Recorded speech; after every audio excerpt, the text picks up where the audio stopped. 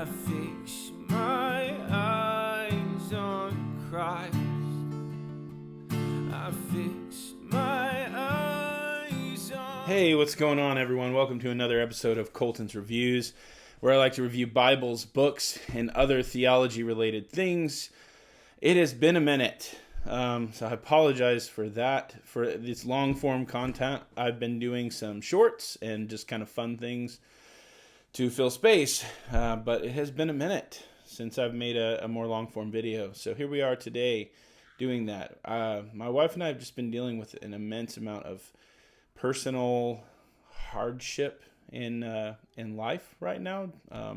Without going into details on that, I mean, it's not us. My wife and I are great. It's just outside circumstances, things that have happened that have just made it to where it's not really, unfortunately, been a priority to make these videos, but I enjoy making them. So here we are at it again. Glad to do it today. I want to do another Let's Talk About It video, or Let's Talk About a translation talk, whatever I'm calling these things.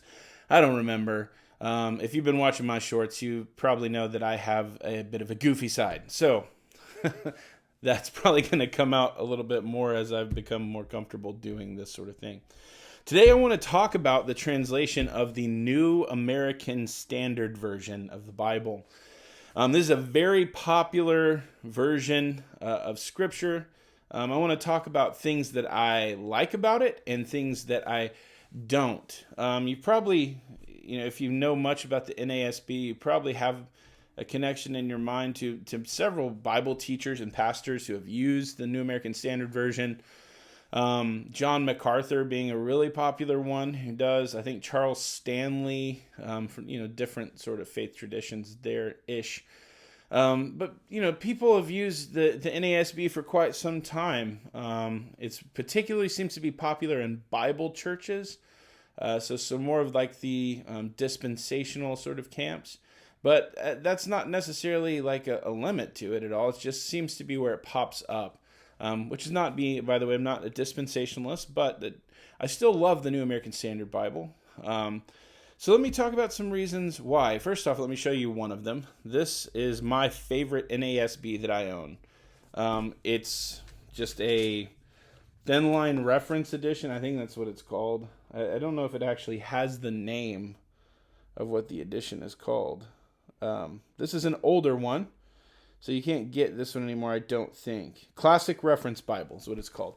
It's got Holy Bible kind of on the side in this weird fashion, and NASB and the Zondervan logo down there. Even though it's technically, I think, comes from the Lockman Foundation. This is my favorite edition of the NASB. Verse by verse, center column references. This one is red letter. I think I've shown this Bible a little bit on the channel before. This is my favorite one. I've read through this New American Standard Bible. I love this particular one. It is the 95 text edition.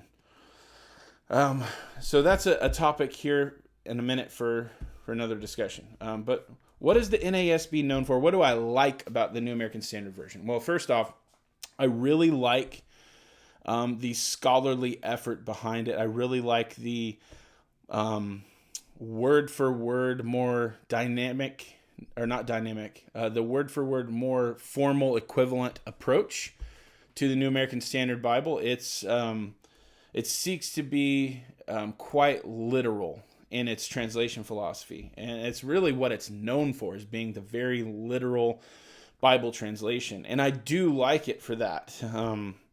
There are definitely translation choices in there that I don't love, but that's in every translation. I think it's very good at being literal, and when it's not, there's always excellent footnotes letting you know a more literal rendering, if there is one, that the translators chose a different path.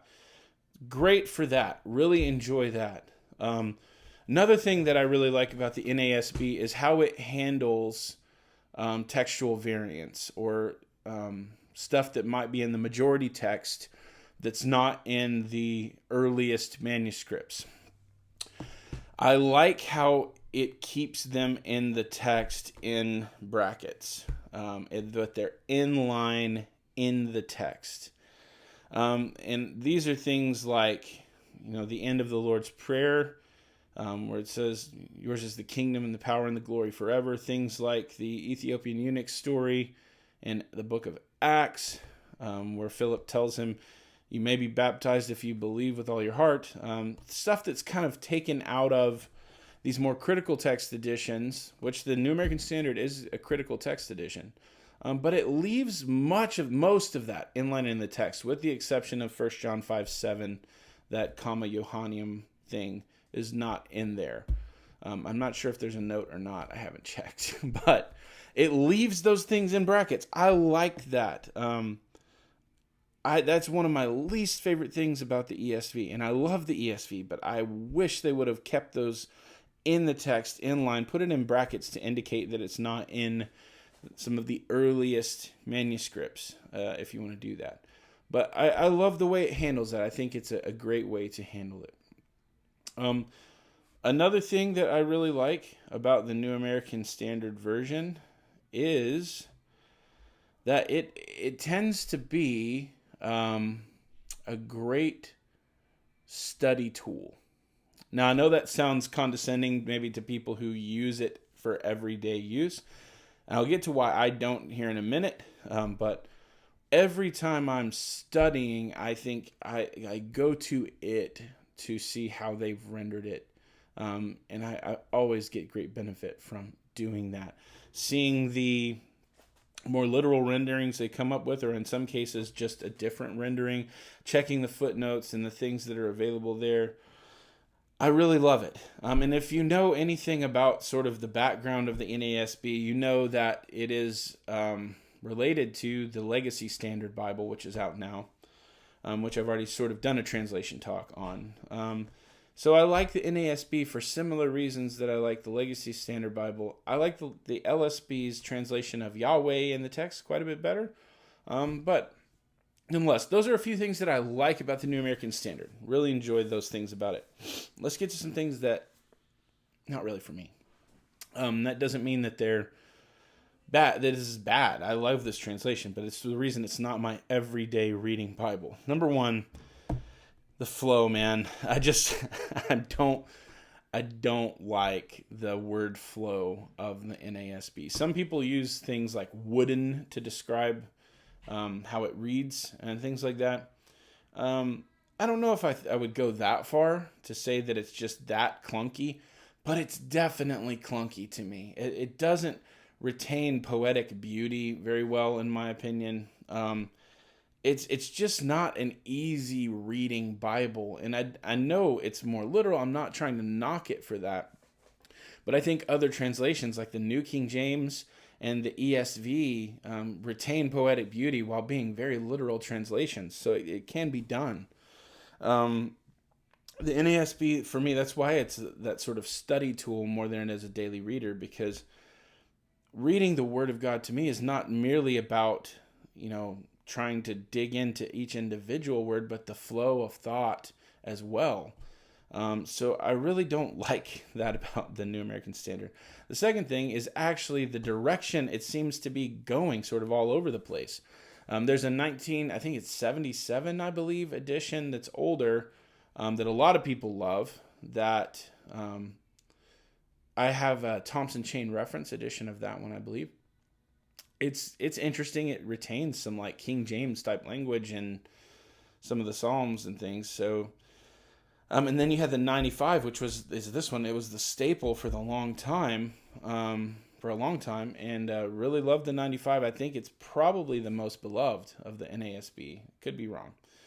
And then you had the 2020 and the LSB split. Okay. That's where things get interesting and weird. The LSB is basically a New American Standard version that has been just further refined more towards the literal side of things. And the 2020 takes a different approach. Now, I'll be honest with you. I have not read much of the 2020 edition, so I don't know a ton about it. Some people I've seen that absolutely love it. The direction that I see it sort of going, it's not that I wouldn't read that Bible, but for me, the direction it's going is not. I wouldn't think NASB for that direction. I would think like CSB. It fits more that direction. So in terms of like gender language and other things like that, I'm just not a fan of that sort of direction. I don't know. I don't know what else to say. So those are a couple things I don't like about the NASB. I think that's all I want to say about it in this video of this Let's Talk About It. This is not meant to be an exhaustive, comprehensive view of the New American Standard Bible. Just to share with you some of my thoughts on it as someone who loves Bibles. I really appreciate what the New American Standard Bible is. And I'm thankful that we have it. It's a gift from the Lord. So leave a comment down below. What's your favorite thing about the NASB, or what don't you like it? Is there any particular editions that you really love of the New American Standard Bible? Let's talk about it down there, okay? Man, thank you guys so much for watching this video and checking in today. Please don't forget to give it a like if you liked it, and subscribe if you haven't subscribed yet. That helps me out a lot. I'm going to link a couple editions down below. They'll have affiliate links to them, anything that helps the channel. Honestly, it's not like I'm making bank off of those right now, but I'm going to share them anyway, just some editions that I really like from the New American Standard Version. So thank you so much for watching, guys. We'll catch you in the next video.